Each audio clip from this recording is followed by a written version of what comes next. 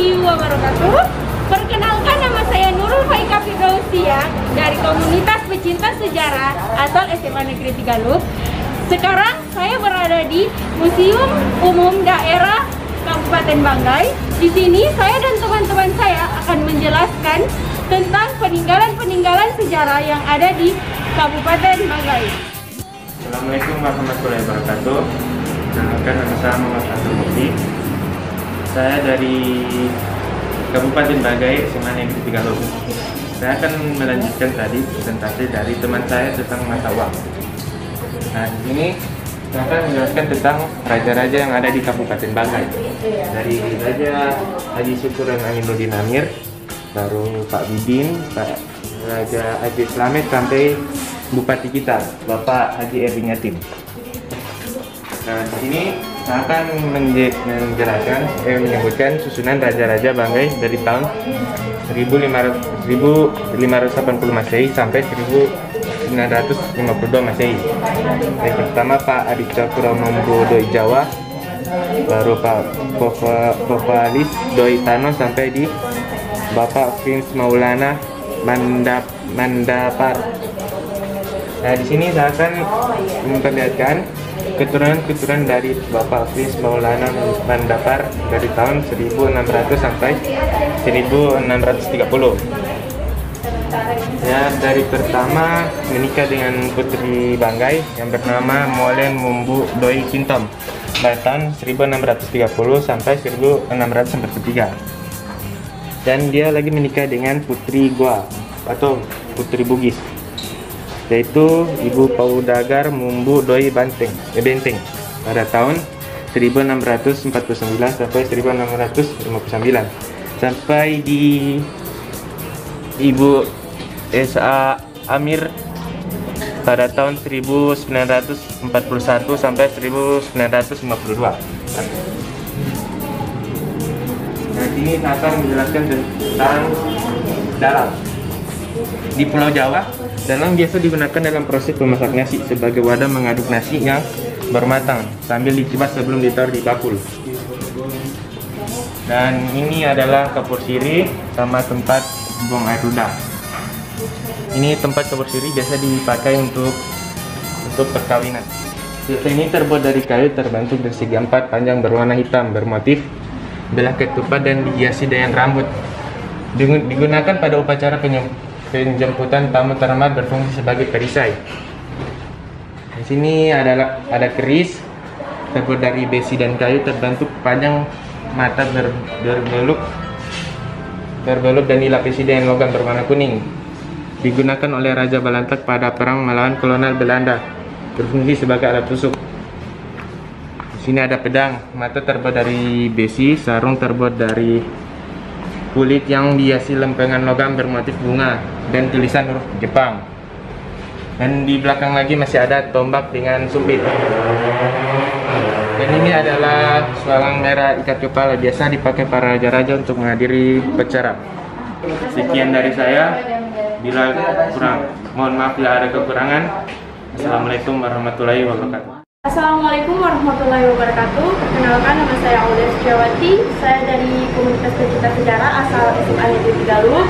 Kali ini saya akan mempresentasikan berbagai macam sejarah yang ada di Kabupaten Banggai.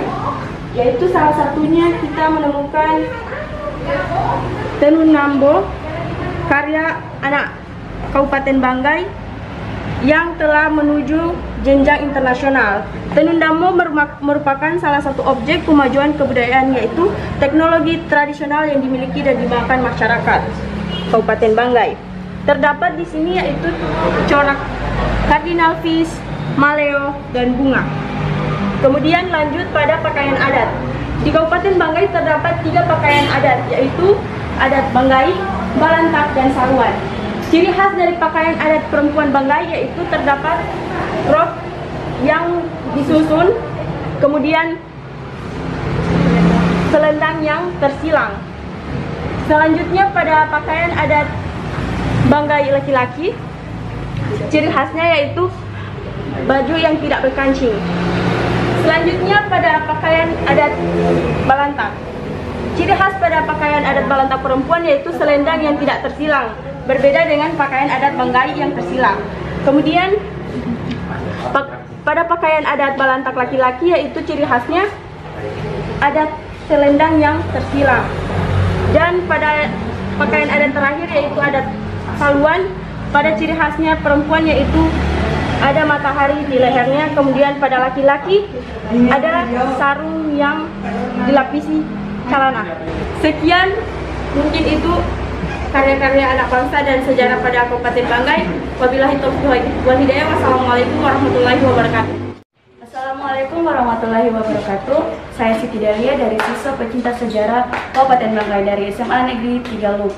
Di sini saya akan menjelaskan tentang mata uang tempo dahulu. Di Museum Kabupaten Banggai ini terdapat juga mata uang tempo dulu, keramik, ada juga mangkok keramik, kris, dan tempat sirih. Bisa kita lihat di sini terdapat piring-piring keramik tempo dahulu. Dan di sini juga ada kris, mata uang. Dan di sini juga terdapat mangkuk-mangkuk pada tempo dahulu. Contohnya ini seperti keramik sedang dari eksplorasi bawah laut. Nah, di sini dari semua eksplorasi bawah laut. Dan di sini terdapat juga piring keramik Cina dinasti Qing dari abad 17 sampai 18. Mungkin hanya itu saja di bagian mata uang ini, akan dijelaskan lebih lanjutnya pada teman saya. Ya, dan sekarang ini ada cangkul, sunggi, parang, gergaji, kerajinan anyaman, tempat peluru sumpit, sisir kirang, sube, tandang, jangkuk, sisir kirang, cukuran kelapa, alat menumbuk padi, dan di sebelahnya ada caping kokoa.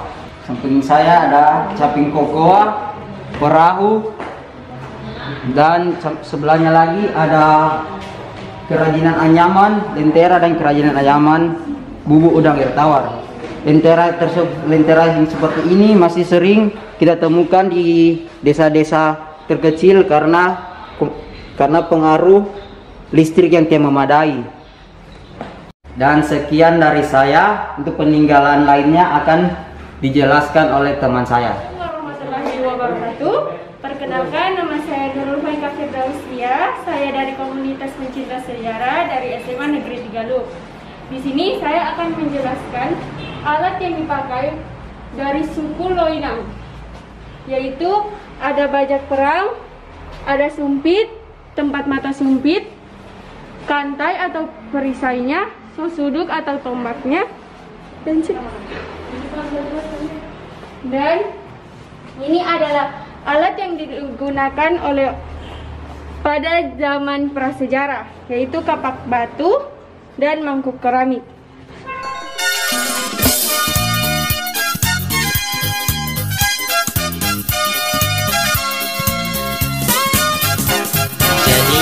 Dari membentuk organisasi ini, organisasi siswa pecinta sejarah, saya harap organisasi ini dapat memotivasi kita sebagai kaum muda-mudi penerus bangsa untuk lebih meningkatkan pengetahuan tentang sejarah dan lebih melestarikan tentang budaya-budaya yang ada di daerah kita masing-masing.